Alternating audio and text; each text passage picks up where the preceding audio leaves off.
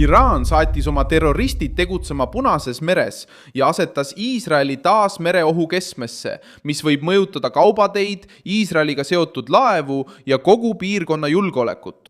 Sellel esmaspäeval, 8. juunil aastal 2026, Teherani toetatud ja sanas paiknev Huti rühmitus teatas täielikust keelust Iisraeli meresõidule Punases meres. pärast seda, kui nad väitsid, et tulistasid rakette tundlike sihtmärkide pihta Jaffa piirkonnas. Relvarühmitus püüdis ähvardust religioosse retoorikaga katta, rääkides vastupanust ja rünnakust niinimetatud Ameerika-Iisraeli vaenlase vastu, kuid tegelik olukord on teine. Iraani mereline haru teatas, et muudab laevad sõjalisteks sihtmärkideks, et survestada Iisraeli, rünnata meresõiduvabadust ja laiendada asendussõda. Mida Iraan üritab varjata? Miks hutid nüüd sellesse eskalatsiooni sekkusid? Kuidas Trump ja Iisrael võivad need keskused enda kasuks pöörata? Piiramine Teherani vastu. Ma räägin sulle sellest kõigest kohe. Kui sulle meeldib selline otsekohene ja aus sisu, siis kaalu tellimist, sest siin on iga päev selliseid videoid. Ohu kuulutasid välja Jeemeni Huthi jõud, grupp, kes esitleb end kohaliku sõjalise jõuna, kuid tegutseb Iraani teljega kooskõlas. Avalikuks sihtmärgiks oli Iisrael. Valitud kohaks oli Punane meri, mis on elutähtis marsruut rahvusvahelisele kaubandusele ning mereliiklusele Lähis-Ida, Aafrika, Aasia ja Euroopa vahel. Meetod oli otsene. Kuulutada, et iga Iisraeli mereliiklus piirkonnas võib olla käsitletud kui sõjaline sihtmärk. Põhjus sai samuti selgeks. Huthid ütlesid, et tegutsevad toetuseks Iraanile, Gazale, Liibanoni ja Iraakile. See näitab, et operatsioon ei ole sündinud Jeemeni iseseisvast otsusest, vaid on piirkondlik mehhanism, mida Teheran kasutab surve avaldamiseks mitmel rindel. Sest seal hakkab nende narratiiv kokku varisema. Kui üks relvarühm ütleb, et kaitseb rahvast, kuid ähvardab laevu Punases meres, siis ta ei kaitse tsiviilisikuid, vaid kasutab ülemaailmset kaubandust pantvangina. Kui ta räägib vastupanust, kui ta allub samale teljele, kuhu kuuluvad Iraan, Hezbollah ja teised relvastatud rühmitused, siis ta ei tegutse vaba jõuna, vaid toimib Teherani survevahendina. Trump oli selle rühmituse juba õigesse kohta pannud. 2025 aastal nimetas Ameerika valitsus Huthid, keda kutsutakse ka Ansar Allahks, uuesti välismaiseks terroriorganisatsiooniks. See otsus ei tulnud tühja koha pealt. See tuli pärast rünnakuid Punases meres, ähvardusi kaubalaevade vastu, laevade kaaperdamist ja tegusid, mis mõjutasid laevanduse vabadust. Erinevus seisneb nüüd selles, et uus oht toimub suurema kriisi sees, kus Iisrael seisab silmitsi Iraani teljega ja Teheran püüab tõestada, et suudab endiselt liitlasi eri suundades liigutada. Iisrael on selles loos väljapressimise peamine sihtmärk.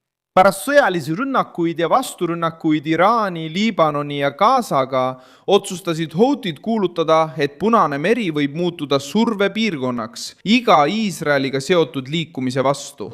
Nad ütlevad, et see on reaktsioon sõjale.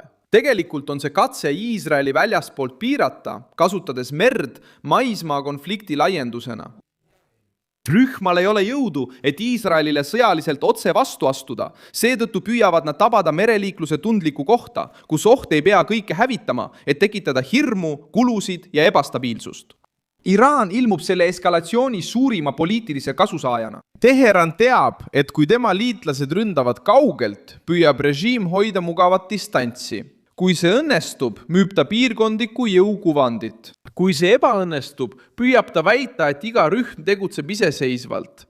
Kuid hutide enda avaldus lükkab selle vabanduse ümber. Nad mainivad Iraani, Liibanoni, Gazat ja Iraaki kui osa samast leerist. Nad räägivad rindede ühtsusest. Nad eeldavad, et nende lahing ei käi ainult Jeemeni pärast. See käib Iraani telje kaitsmise eest ajal, mil Iisrael ja Ameerika Ühendriigid piiravad neid üha enam. Oht maailmale ei seisne ainult Iisraeli laevas. Oht on iisraellane ise. Täna on avalikult sihikul Iisrael. Homme võib see olla ükskõik milline laev, mida süüdistatakse kaudses, kaubanduslikus või poliitilises seoses Iisraeliga. Just see loogika ongi varem suured meretranspordi ettevõtted ära hirmutanud, kui Houthide rünnakud Punases meres sundisid firmasid marsruute muutma, ümber Aafrika sõitma ning leppima pikemate ja kallimate reisidega. ÜRO oli juba nõudnud, et Houthid lõpetaksid rünnakud kaubalaevade vastu Punases meres. sellest hoolimata tõstab rühmitus taas häält ja kuulutab välja meresõidukeelu, justkui neil oleks seaduslik võim rahvusvahelise laevatee üle.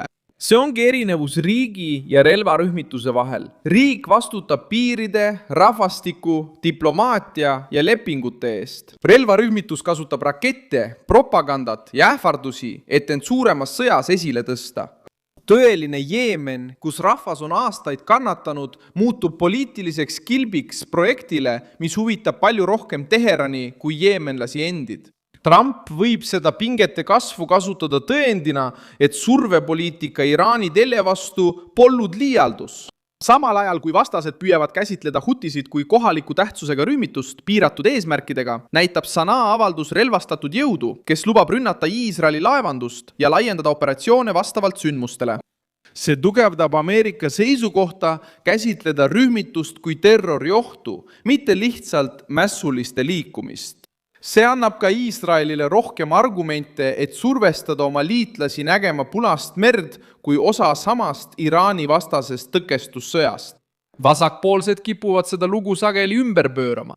Nad püüavad esitada hutisid vastupanu liikumisena, kujutada Iisraeli kui pidevat provokaatorit ja esitleda Trumpi kui kedagi, kes suurendas probleemi, nimetades terroristi terroristiks.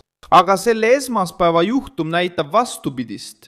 Kui rühm kuulutab välja mereblokaadi, ähvardab laevu ja lubab eskaleerumist, kinnitab ta ise, miks teda tuli karmilt kohelda.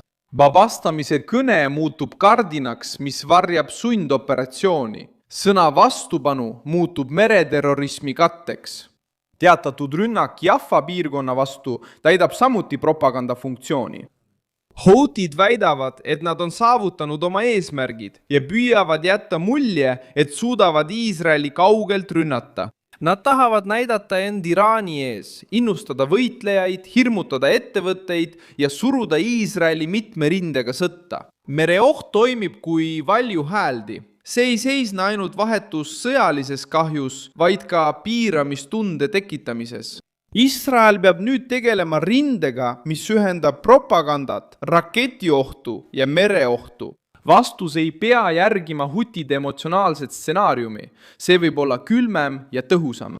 Luure, õhutõrje, diplomaatiline surve, merejärelevalve ja vastutusele võtmine selle telje suhtes, mis rahastab ja õhutab sellist tegevust. Kui Iraan kasutab relvastatud rühmitusi kaose tekitamiseks, siis Trumpi ja Iisraeli loomulik tee on näidata, et iga Teherani poolt käivitatud haru toob kaasa poliitilise, majandusliku ja sõjalise hinna.